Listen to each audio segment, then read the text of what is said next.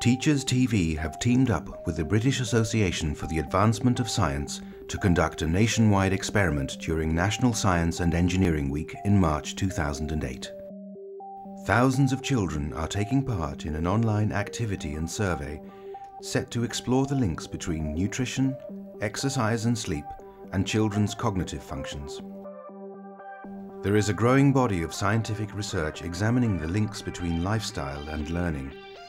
We're going to look at the key findings, as well as showing how a better understanding of brain function is helping teachers in the classroom.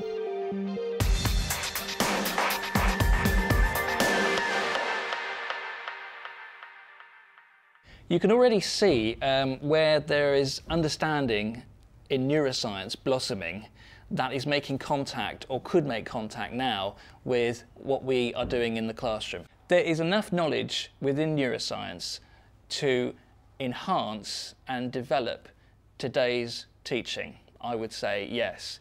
But it can't be done by taking something off the shelf that the neuroscientists have discovered. There has to be a transfer, if you like. There has to be some system. Until very recently, there's been, if you like, two separate worlds, the worlds of the cognitive scientist and the world of education. And the one hasn't really spoken much to the other, but increasingly now, over the last year or two, I think people are realizing there's a lot of cross-fertilization and a lot of benefit that can be gained from both sides comparing notes. Ready to Learn, the experiment, consists of online activities and questions testing the hypothesis that three key factors affect children's readiness to learn: nutrition, exercise, and sleep. Research tells us that the lack of sleep fundamentally affects brain function. Professor Gregory Storrs from the University of Oxford researches the impact of the lack of sleep on school children. Well, there are all sorts of theories as to why we need sleep, none of them perfectly satisfactory, but from the practical point of view, what's clear that is if you don't sleep well, then you're affected quite badly, or can be, during the day. Basically, sleep has a restorative function. Without sleep, all sorts of things can go wrong. I mean, to an extreme in animal experiments, it's been demonstrated that if, say, rats are kept awake the whole time for a fortnight or so, well, they don't survive. Adolescence is a particularly troublesome time because there's a change in what's called the body clock. Young people of that age require more sleep than perhaps they're used to, so it's a particularly vulnerable time. So educators do need to have more emphasis placed on this topic in their basic training. They'll see the effects of poor sleep in the classroom for sure, because there's a very high proportion of young people who don't sleep well and therefore are affected in terms of their behaviour at school and their performance there. Well, we've begun to talk to schools simply to provide a basic understanding, hopefully, of the importance of sleep, the ways in which poor sleep can be recognised, and give reassurance that help can be provided so that young people can feel much better during the day and perform better at school. The Ready to Learn experiment will ask key questions about children's sleep, as well as about their diet and exercise patterns. Scientific research is revealing the importance of nutrition and exercise on children's performance in school. Chinham Park Primary in Basingstoke has taken part in a pilot project called Food for the Brain. The 8-month scientific study involved changes in diet and exercise, as well as giving some of the children food supplements. Steve, are you having tablets or not? The children's behaviour and academic performance was monitored throughout. 1, 2, 3, back. Watch Georgia, everybody on this side. She's doing it well. 1, 2, 1, 2, 1, 2, 1, 2. Good. What was exciting about the Food for the Brain project for me was it wasn't just about healthy eating and health and exercise. It was a whole package, a package that involved working with the children and their families.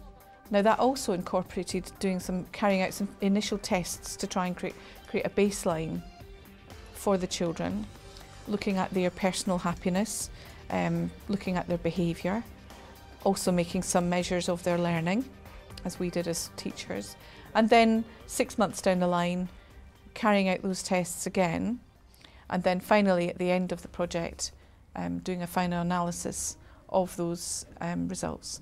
And it was quite startling how many children had in fact made progress in a number of areas. Parents and staff at Chinham have been working with nutritionist Kerry Torrens from the Food for the Brain project. Her aim is to promote awareness of the link between learning, behaviour and nutrition. There is a significant link between nutrition and how we think, how we behave.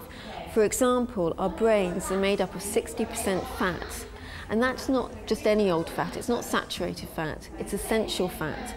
And those fats can only be achieved by eating them in the diet. So oily fish, nuts and seeds are absolutely essential for the composition of our brain. And then the brain also uses energy, and it uses 30% of our total energy consumption. So it's really important that we provide sustained energy. Scientific research into the effects of diet on the brain is also taking place in a number of schools in Swansea. A team from the University of Swansea Psychology Department have been carrying out tests on children's performance and seeing what the relationship is to their diet. I mean, there's enormous interest in giving the optimal conditions for a child's learning experience. The child's brain is, relative to the rest of the body, is larger than in the adult. It's about 10% of body weight in the child, it's about 2% in the adult. In addition, the brain is more active in the child per amount of tissue. So if you take 10 grams of tissue in the child, it'll use twice as much glucose as 10 grams of tissue if it had come from the adult. So, you know, it is a very hungry organ. Professor Benton's research involved assessing the children's performance in relation to 3 different types of breakfast. What we did was to design 3 meals that varied in the rate at which it would release energy. They all had the same energy levels. The calories were the kilojoules were the same, but in some they would be released more slowly. And the hypothesis was that the more slowly released energy would have beneficial effects late in the morning. The children were each given a series of tests after they had been given 3 very different types of breakfasts, varying in range from fast, medium, and slow glucose release foods. Late in the morning, we gave them a series of tests. A test of memory, the ability to sustain attention, and whether they reacted in a frustrated way when facing a difficult task. We studied the children for a month, and each day they had one of the 3 breakfasts. So, in fact, the information we report comes from children who have had each of the breakfasts at least 3 occasions. Interestingly, the continental breakfast of ham and cheese and multigrain bread, which is a slow release of glucose, came out on top. If you have a meal that released the energies slowly, that you had better memory, your increased ability to sustain attention, and you're less likely to become frustrated when faced with a difficult situation. Of course, behaviour in school, as elsewhere, depends on a very wide range of different factors, of which diet is one. So I'd like to see it added to the list. Back at Chinham, the Food for the Brain study also looked at the effects of food supplements on children's behaviour and academic progress. Part of the Food for the Brain project also incorporated giving children additional vitamin and fish oil supplements. Now, as you know, these are very expensive items to buy off the shelf, and part of the Food for the Brain project was that this was all provided for free for the children. There have been some really interesting studies in the application of supplements and improving academic performance, and most of them have shown some change in IQ levels. Now it's interesting to see that both a multivitamin and mineral and an omega-3 fat can really help support a child's learning ability. For example, omega-3s, EPA and DHA are the most active forms of omega-3. EPA can be really beneficial in terms of hyperactivity, so it can improve concentration levels. And DHA is fundamental for the development of the brain. So there's some really interesting research available to support the use of supplements. We saw here at Chinham that even if we were struggling with dietary changes, the fact that the supplements were a consistent part of the children's day really helped show improvement quite rapidly in the study. Academic achievement has improved. We've seen significant improvement, particularly in English. That has been our key focus within the school, improving reading and writing. And we have seen the last couple of years 14% increase in results. Whilst the research into the benefits of food supplements shows promise, the science is still at the early stages. There is not yet clear evidence to confirm the impact of supplements on brain function. At Chinham, they were part of a whole school drive to raise academic attainment. We did see changes in academic performance, and it is something that we want to investigate further. Here at Chinham, we looked at diet, supplements and physical activity, so we incorporated all three of those angles. The final aspect of the Food for the Brain project included a daily 15-minute progressive program of speed, agility and quickness exercises. 1, 2, 1, 2, 1, 2, 1, 2, 1, 2. Well, I think that if we are improving children's hand-eye coordination, then that has a positive impact on handwriting and presentation skills. And we're definitely beginning to see an impact in that aspect of their work. Apart from the fact that children are more settled and able to go into lessons after lunchtime because they've actually had a 10-15-minute structured speed, agility, quickness session. The latest scientific research into the effects of exercise and fitness on children's learning ability is revealing a much stronger relationship than was previously assumed. Professor Stuart Biddle at Loughborough University researches the impact of physical exercise on school-aged children, looking at motivational and emotional benefits, as well as improvements in brain function. Hold on guys, keep going. There is a literature that's looked at the relationship between exercise, if you like, possibly physical fitness as well, although exercise and physical fitness are not perfectly related, and how the brain functions. We usually refer to that as cognitive functioning or brain functioning. And the literature with children suggests that if children are fitter or are more active, they perhaps do have a benefit in enhanced memory. So the brain may actually be in better shape, if you like, to do these tasks, or they feel better about themselves, they're more relaxed and more confident to operate in a classroom environment. The parts of the brain that are involved in memory or in terms of alertness might be due to blood flow in the brain, are enhanced after exercise and in fitter people. And therefore that might be an explanation as to why these children could do better in the classroom. We're now learning some very exciting results from Rusty Gage's lab in the States, showing something that no one would have thought possible, and that is that physical exercise can actually lead to the growth or development of new brain cells, so-called neurogenesis. It was first commented on by an observation, again an educationist noticed that, I think it was the high school hockey team, was suddenly getting better grades. We do know that cells prosper much more with exercise, they function better. So it really is very good. It's not just mental exercise, which we're familiar with as being good for the brain, but physical exercise now is being shown directly to have an impact, not just on the health of existing neurons, but on the growth of new ones. As we've seen, the evidence gathered in schools about the effects of exercise, sleep and nutrition on children's learning is already informing education. But what is neuroscience telling educators about how the brain actually processes information? As our understanding increases of how children's brains develop, scientists are coming to the view that a major influence on the actual biology of a child's brain is their teacher. What is the task of educators in terms of the brain? Well, some people have gone as far as saying educators are actually there to nurture the brain. There is no other profession where the daily task is to actually change the connectivity and structure of the brain.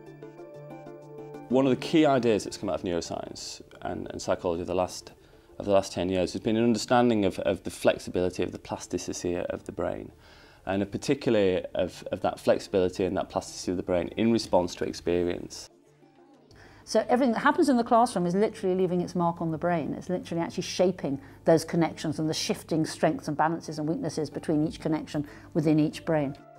And therefore, teachers, you could argue, are the only professionals that have to change brain connectivity on a daily basis. The latest scientific research into brain function is helping to reveal information that is increasingly useful to educators. We can understand something about the function of the brain and link it to our learning and our behaviour by using some of the latest techniques that we have now, such as fMRI brain imaging.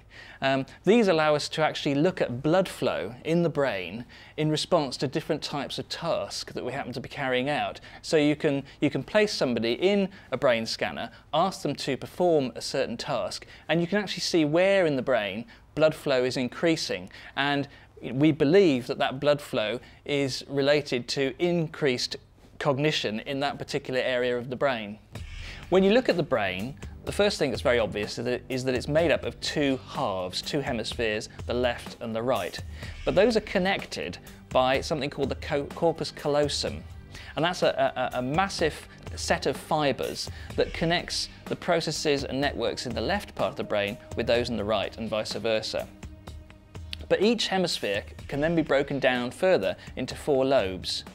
You have the frontal lobe, which is of great interest to educators because that's where much of our higher level processing and reasoning takes place. You have the temporal lobes on the side, very much associated with memory and also with auditory processing. You have the occipital lobe right at the back of the brain, very much associated with visual processing. And then between the occipital and the frontal lobes, you have the parietal lobes, and they are very much to do with integrating information and also associated with some types of mathematical reasoning.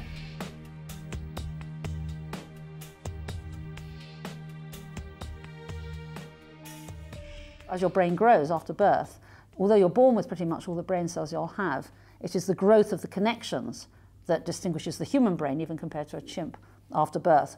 And because this happens postnatally, it means even if you're a clone, an identical twin, you will have a unique pattern of connections that are in turn driven and shaped by your experiences, by the signals coming in. We know that you get to a certain age, somewhere between probably 4 and 7, that actually the brain has more connections than it will ever have in the rest of its life.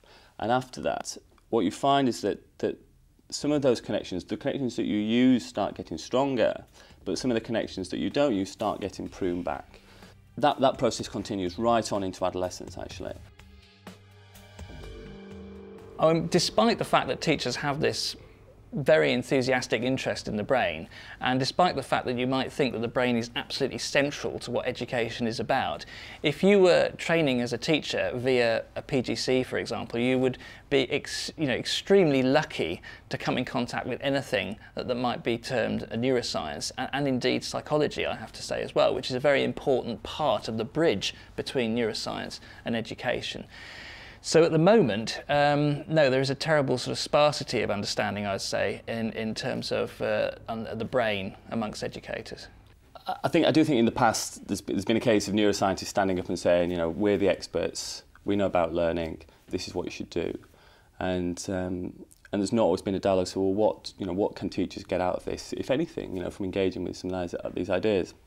We've just run a pilot project with a group of Gloucestershire advanced skills teachers, just exploring this issue, exploring how some of these ideas, some of these scientific perspectives in learning can help them and support their experiential expertise of teaching. The Institute for the Future of the Mind is working with teachers to transfer the latest knowledge of the workings of the brain directly into classroom practice. What I've learnt from working with the neuroscientists from the Institute for the Future of the Mind, particularly about the processes that are happening in the brain that obviously I wasn't aware of, And this building of connectivity, and the more extensive the connectivity in the brain, the more developed the brain will be. I know, but the protons and neutrons need to go in the middle, in the dish. The last thing you want to do is to actually stimulate that child's learning with just visual, because you are not allowing the auditory and the kinesthetic parts of their brain to actually develop. So you're actually doing them a disservice by just feeding their preferred learning style. And by all means, talk to each other while you're doing this if you can't quite remember how. And that was quite powerful at that point in the seminar, because we're all happy to develop lessons and look for children's preferred learning styles, what they're comfortable with. But this put another dimension onto bringing those three learning styles, or how important it is to make children use all three learning styles. Conducting the Ready to Learn survey with thousands of school children should provide a unique opportunity to test the hypothesis that a child's physiological state directly affects their readiness to learn. Professor Rory Collins is the principal investigator of UK Biobank, looking at the effects of genetic and environmental factors on human health and disease. He is a world authority on mass studies. There are an awful lot of things we don't know, and studying big enough populations and seeing whether there are predictors of all sorts of things, not just disease, but predictors of how well you do at school, how well you do at work, is a really important and valuable thing to do. A big study of this sort that studies the association between diet, which we know is important for a whole range of things, not just disease, physical activity and other measures of our exposure, and see whether that affects our ability to learn, I think is very interesting. Ready to Learn, the experiment, consists of a series of online activities and questionnaires designed by a team of child psychologists and interactive designers. The experiment takes a number of parts, but as far as the child's concerned, it's one single experience. What we've done is we have a number of questions that describe the child's behaviour prior to the test. So whether they've slept well, whether they've had anything to eat for breakfast, how they've got to school. But we sequence those questions between a number of different activities, almost game-like activities, where we test recall and we test response time and we test their ability to plan.